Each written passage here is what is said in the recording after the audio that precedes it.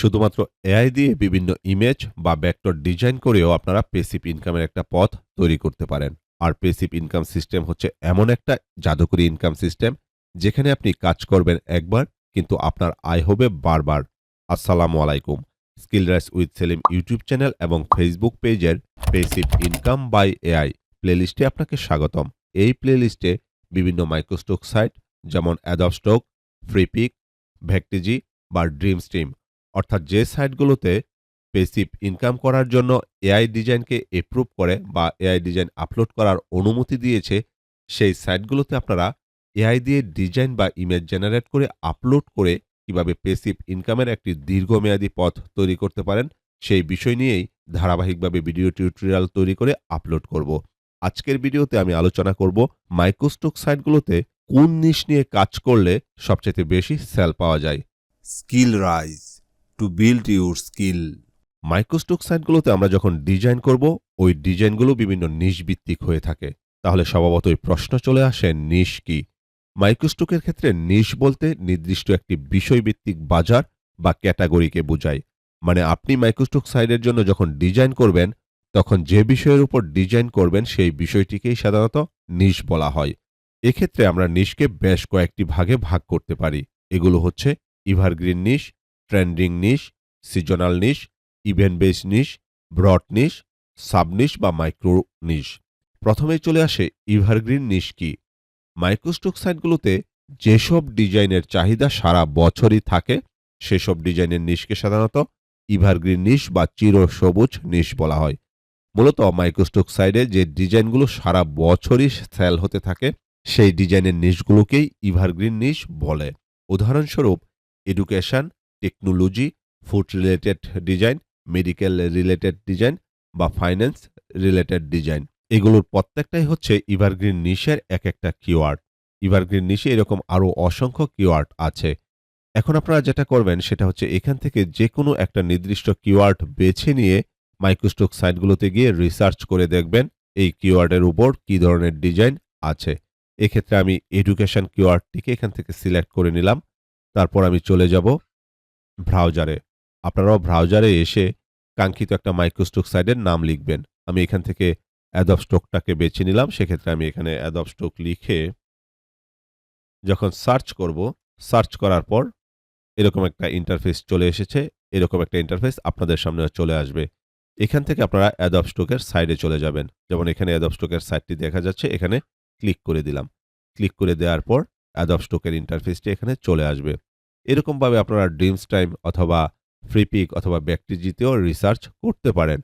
এখানে আসার পর আমি যেহেতু কিওয়ার্ড নিয়েছিলাম এডুকেশন, এই সার্চ বারে এডুকেশন কিওয়ার্ডটি লিখে দিব।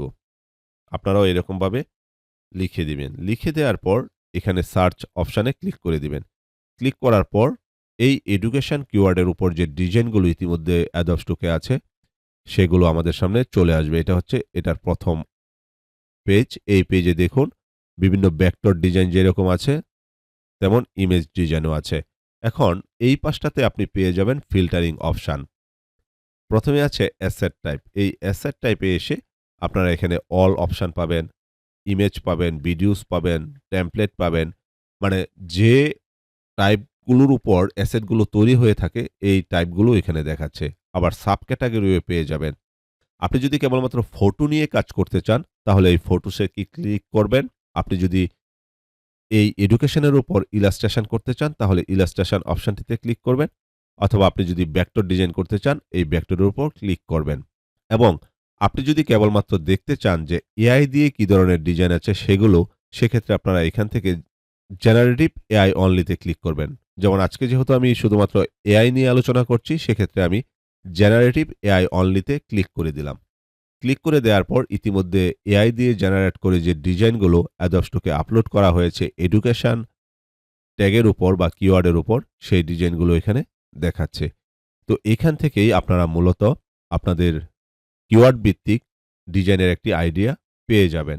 একইভাবে আপনি টেকনোলজি, ফুড, মেডিকেল এবং ফাইন্যান্স, এছাড়া এভারগ্রিনের অন্যান্য যে কিওয়ার্ডগুলো আপনারা রিসার্চ করে পাবেন, সেগুলো নিয়েও আপনাদের ব্রাউজারে এসে নির্দিষ্ট সাইটে গিয়ে, এটা একান্তই আপনাদের পছন্দের ব্যাপার হবে আপনারা কোন সাইটে আ এই ডিজাইনগুলো রিসার্চ করবেন, সেখানে এভাবে রিসার্চ করতে পারবেন। এই এভারগ্রিন নিশের ডিজাইনগুলো আপনাকে দীর্ঘমেয়াদী একটা স্থায়ী আয়ের ব্যবস্থা করে দিবে। তাহলে চলুন পরবর্তী যে নিশটি আছে সেটি নিয়ে আপনাদের সাথে আলোচনা করি। আর এই নিশটি হচ্ছে ট্রেন্ডিং নিশ। মাইক্রোস্টক সাইটগুলোতে যেসব ডিজাইনের চাহিদা নির্দিষ্ট সময়ের জন্য হঠাৎ জনপ্রিয় হয়ে ওঠে, সেসব ডিজাইনের নিশকেই সাধারণত ট্রেন্ডিং নিশ বলা হয়ে থাকে। উদাহরণস্বরূপ এটার কিওয়ার্ডগুলো হতে পারে artificial intelligence, electric vehicle, cyber security, remote work, robotics. এখন একইভাবে আপনি যদি এখান থেকেও যেকোনো একটি কিওয়ার্ড নিয়ে আপনার কাঙ্ক্ষিত মাইক্রোস্টক সাইটে গিয়ে রিসার্চ করেন, তাহলে ওই কিওয়ার্ডের জন্য কোন ডিজাইনগুলো আছে সেগুলো আপনারা দেখতে পারবেন। মূলত ট্রেন্ডিং নিশ নিয়ে কাজ করলে যে ব্যাপারটা হয় সেটা হচ্ছে দ্রুত বিক্রি হতে পারে আপনার ডিজাইন। তবে এখানে একটা সমস্যা হচ্ছে ট্রেন্ড শেষ হলে চাহিদাও কমে যেতে পারে। পরবর্তী যে নিশটি আছে সেটি হচ্ছে আমাদের সিজনাল নিশ। মূলত মাইক্রোস্টক সাইটগুলোতে যেসব ডিজাইনের চাহিদা বছরের নির্দিষ্ট সময় বা উৎসবকে কেন্দ্র করে তৈরি হয়, সেসব ডিজাইনের নিশকেই সিজনাল নিশ বা মৌসুমী নিশ বলে। মূলত একটি নির্দিষ্ট সিজন বা মৌসুমকে কেন্দ্র করে যে ডিজাইনগুলো করা হয়ে থাকে, সেগুলোই এই সিজনাল নিশের অন্তর্ভুক্ত। উদাহরণস্বরূপ বলা যেতে পারে new year, Eid, Ramadan, Valentine's day, Christmas day, back to school. যেমন বছরের একটা দিন যখন প্রথম আসে সেটাকে আমরা নিউ ইয়ার বলে থাকি। ওই নিউ ইয়ার রিলেটেড যে ডিজাইনগুলো করা হয়ে থাকে অথবা ঈদকে কেন্দ্র করে যে ডিজাইনগুলো করা হয়ে থাকে, এই ডিজাইনগুলোই মূলত সিজনাল নিশ। এই সিজনাল নিশ নিয়ে কাজ করলে যেটা হয় সেটা হচ্ছে নির্দিষ্ট সময়ের আগে, মানে ধরুন আপনি ঈদ নিয়ে কাজ করবেন। এক্ষেত্রে ঈদ শুরু হওয়ার আগে খুব বেশি এই ডিজাইনগুলো সেল হতে থাকে। যখন ঈদ চলে যায় তখন আবার এই ডিজাইনগুলোর সেল কিছুটা কমে যায় বা নাও হতে পারে। নিউ ইয়ার বছরে একবার আসে। আপনি ধরুন নিউ ইয়ার নিয়ে ডিজাইন করছেন। ওই নিউ ইয়ার যখন আসবে তার ২ মাস ৩ মাস আগে থেকে হয়তোবা আপনার ডিজাইনগুলো সেল হবে। কিন্তু নিউ ইয়ার চলে যাওয়ার পরে সেই ডিজাইনগুলো আর সেল হবে না। পরবর্তীতে আমাদের যে নিশটি আছে সেটি হচ্ছে ইভেন্ট বেস নিশ। মূলত মাইক্রোস্টক সাইটগুলোতে যেসব ডিজাইনের চাহিদা বিশেষ ঘটনা বা উপলক্ষকে কেন্দ্র করে তৈরি হয়, সেসব ডিজাইনের নিশকেই ইভেন্ট বেস নিশ বা ইভেন্ট ভিত্তিক নিশ বলে। উদাহরণস্বরূপ হতে পারে সেটা ইলেকশন, হতে পারে Olympics game, trade show, FIFA world cup, conference. যেমন বর্তমানে ফিফা ওয়ার্ল্ড কাপ চলছে। আপনি যদি এখন ফিফা ওয়ার্ল্ড কাপ নিয়ে ডিজাইন করেন, সেটা হয়ে যাবে একটা ইভেন্ট বেস নিশ। এবং এই নিশেরও একটি সীমাবদ্ধতা আছে, আর সেটি হচ্ছে স্বল্প সময়ের জন্যই কেবলমাত্র এই নিশগুলোর চাহিদা তৈরি হয়। ধরুন আপনি ফিফা ওয়ার্ল্ড কাপ ২০২৬ নিয়ে ডিজাইন করলেন। এই ফিফা ওয়ার্ল্ড কাপ যখন শেষ হয়ে যাবে তখন এই ডিজাইনগুলোর চাহিদা কমে যাবে। পরবর্তীতে যে নিশটি আমাদের আছে সেটি হচ্ছে ব্রড নিশ। মূলত মাইক্রোস্টক সাইটগুলোতে যেসব ডিজাইন খুব বড় বা বিস্তৃত বিষয় নিয়ে করা হয়ে থাকে, সেসব ডিজাইনের নিশকেই ব্রড নিশ বা বৃহৎ নিশ বলে। উদাহরণস্বরূপ সেটা হতে পারে বিজনেস, হেলথ, টেকনোলজি। এখানে দেখুন বিজনেস একটি বিশাল পরিসরের নিশ। এই বিজনেসের আন্ডারে অনেক ধরনের ডিজাইন হতে পারে।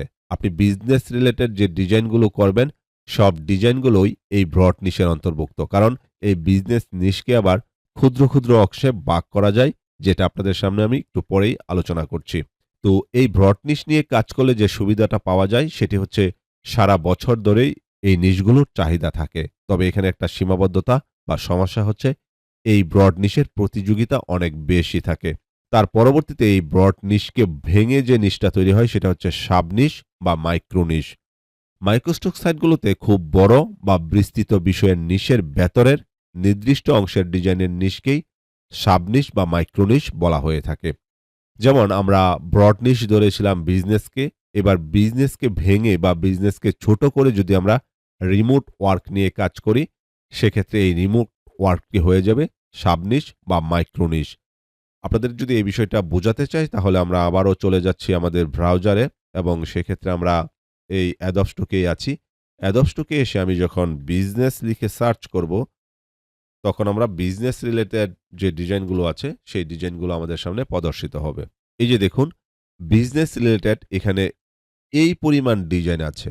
মানে বুঝতেই পারছেন একটা হিউজ কালেকশন এখানে বিজনেস রিলেটেড আছে এবং এই ডিজাইনগুলো হচ্ছে ইমেজ জেনারেট আমরা দেখতে পাচ্ছি। আমরা যদি ভেক্টর দেখতে চাই তাহলে এখানে ভেক্টরে ক্লিক করে দেওয়ার পর এই ভেক্টর আমাদের সামনে চলে আসবে। আশা করি আজকের ভিডিওতে আপনারা কিভাবে নিশ ভিত্তিক রিসার্চ করবেন সেটাও শিখে ফেলছেন। এ ধরনের বিভিন্ন টিপস এবং ট্রিক্স পেতে চ্যানেলটি সাবস্ক্রাইব করে অবশ্যই সাথেই থাকুন। এখানে দেখুন বিভিন্ন ভেক্টর কিন্তু দেখাচ্ছে। এটা হচ্ছে বিজনেস কিওয়ার্ডের উপর। আমরা এখন এই বিজনেসটাকে ভেঙে যদি সাবনিশে চলে আসি, যেমন এখানে আছে রিমোট ওয়ার্ক। মানে বিজনেসটাকে ভেঙে আমরা রিমোট ওয়ার্কে চলে আসছি এবং এই রিমোট ওয়ার্ক লিখে যদি আমরা এখানে সার্চ করি, এখানে আমরা রিমোট ওয়ার্ক লিখে নিলাম এবং রিমোট ওয়ার্ক লিখে যখন সার্চ করব, তখন এই বিজনেস ব্রড নিশটা ভেঙে কেবলমাত্র রিমোট ওয়ার্ক রিলেটেড যে ভেক্টরগুলো এখানে তৈরি করেছে, সেগুলোই এখানে দেখা যাচ্ছে। মূলত আপনারা অ্যাডোব স্টক অথবা ড্রিমস টাইম অথবা ফ্রিপিকে এসে এভাবেই ডিজাইন রিসার্চ করবেন। যেমন আমি এখানে প্রথমে লিখেছিলাম বিজনেস। বিজনেসটা হচ্ছে আমাদের ব্রড নিশ। এই ব্রড নিশটাকে ভেঙে আমি যখন রিমোট ওয়ার্ক লিখেছি, তখন এটা হয়ে গেছে মাইক্রোনিশ এবং রিমোট ওয়ার্ক অনুযায়ী এখানে সার্চ করে আমি এখান থেকে ভেক্টর সিলেক্ট করে দিয়েছিলাম। সেক্ষেত্রে রিমোট ওয়ার্কের উপর যে ভেক্টরগুলো আছে সেই ভেক্টরগুলোই এখানে দেখা গেছে। ব্রড নিশ থেকে যখন আপনি ভেঙে সাবনিশ বা মাইক্রোনিশ নিয়ে কাজ করবেন, তখন আপনার একটা বিশাল সুবিধা হবে। আর সেই সুবিধাটা হচ্ছে এখানে প্রতিযোগিতা খুবই কম এবং টার্গেটেড ক্রেতা পাওয়া যায়। আপনি একটি ব্রড নিশকে ভেঙে কিভাবে সাবনিশ বা মাইক্রোনিশ করতে পারেন সেটা নিয়ে আপনাদেরকে একটি পূর্ণাঙ্গ ধারণা দিয়ে দেই। এই কাজটি করার জন্য আপনারা আপনাদের ব্রাউজারে এসে চ্যাটজিপিটিতে চলে যাবেন। যেমন এখানে দেখুন আমাদের চ্যাটজিপিটি আছে। যদি এটা আপনাদের ব্রাউজারে না থাকে, আপনারা এখানে চ্যাটজিপিটি সার্চ করবেন। যেমন চ্যাটজিপিটি লিখে সার্চ করার পর আপনার সামনে এরকম চ্যাটজিপিটি চলে আসবে। এখানে ক্লিক করবেন। ক্লিক করার পর আপনি এখানে চ্যাটজিপিটির সার্চ বার পেয়ে যাবেন। এটাতে আপনারা লগইন করে নিবেন। ফ্রিতেও ব্যবহার করা যায়। তো এখানে এসে আমি একটি ব্রড নিশ এখান থেকে সিলেক্ট করে নেই। যেমন বিজনেসটা হলো ব্রড নিশ। এক্ষেত্রে আমি চ্যাটজিপিটি এসে লিখে দিচ্ছি বিজনেস নিশকে মাইক্রোনিশ লিস্ট করে দাও লিখে সার্চ করবেন। তখন দেখবেন এখানে আপনাকে বিজনেস নিশ ভেঙে, ভেঙে মাইক্রোনিশ করে দিচ্ছে। যেমন এখানে দেখুন এই বিজনেস নিশকে ভেঙে অসংখ্য ছোট, ছোট মাইক্রোনিশে ভাগ করে দিয়েছে। আপনি যদি এই নিশগুলো নিয়ে ডিজাইন করেন, সারা বছরে আপনি ডিজাইন শেষ করতে পারবেন না। এই পর্যায়ে আমি আপনাদের সাথে আলোচনা করব মাইক্রোস্টকের সবচেয়ে গুরুত্বপূর্ণ ৩ ধরনের নিশ নিয়ে। মাইক্রোস্টকে সাধারণত এভারগ্রিন নিশ, ট্রেন্ডিং নিশ এবং সিজনাল নিশ সবচাইতে বেশি সেল হয়ে থাকে। এখন ব্যবসায়িক দৃষ্টিকোণ থেকে আপনি যদি আপনার মাইক্রোস্টক সাইট থেকে হিউজ পরিমাণ ইনকাম জেনারেট করতে চান, সেক্ষেত্রে আপনি একই সাথে এভারগ্রিন নিশ, ট্রেন্ডিং নিশ এবং সিজনাল নিশ নিয়ে কাজ করবেন। আপনি যেকোনো একটা নিশ থেকে কিভাবে ওই নিশ রিলেটেড ডিজাইন আইডিয়া বের করবেন, সেটাও আপনারা চ্যাটজিপিটি দিয়ে সহজেই করতে পারবেন। যেমন আমি যদি এখান থেকে এভারগ্রিন এই ট্যাগটাকে নেই এবং এটাকে নিয়ে চ্যাটজিপিটিতে লিখি যে এভারগ্রিন নিশ লিস্ট দাও। এখানে যখন আমি সার্চ করব, আমি কিন্তু এই কাজগুলো করছি চ্যাটজিপিটি দিয়ে, যেটা আমাদেরকে আগে ম্যানুয়ালি করতে হতো। এখন চ্যাটজিপিটি দিয়ে খুব সহজে এই কাজগুলো করা যায়। যেমন এখানে দেখুন এভারগ্রিন নিশের একটা বিস্তারিত লিস্ট এখানে সে দিয়েছে। Health and fitness, personal and finance, business and entrepreneurship. মানে আপনারা খুব সহজেই এখন নিশ রিসার্চ করতে পারবেন। তাহলে এভাবে যদি আপনারা কাজ করেন, সারা বছর আপনাদের মাইক্রোস্টক সাইটগুলো থেকে একটি ভালো আর্ন জেনারেট করতে পারবেন। আশা করি আপনারা এই প্লেলিস্টটি অনুসরণ করে মাইক্রোস্টক সাইট থেকে কেবলমাত্র এআই দিয়ে ডিজাইন করেই আপনারা একটি ভালো আর্ন জেনারেট করতে পারবেন। পরবর্তী ভিডিও টিউটোরিয়ালে আমরা আপনাদের সাথে আলোচনা করব কিভাবে আমরা একটি নিশকে টার্গেট করে ওই নিশ রিলেটেড ডিজাইন আইডিয়া বের করে এআই দিয়ে সেই ডিজাইনগুলো জেনারেট করে কিভাবে মার্কেট প্লেসগুলোতে আপলোড উপযোগী করতে পারি। তাহলে পরবর্তী ভিডিওর নোটিফিকেশন পেতে চ্যানেলটি সাবস্ক্রাইব করে পাশে থাকা বেল আইকনটি ক্লিক করে রাখুন। সাথে থাকার জন্য আপনাকে ধন্যবাদ।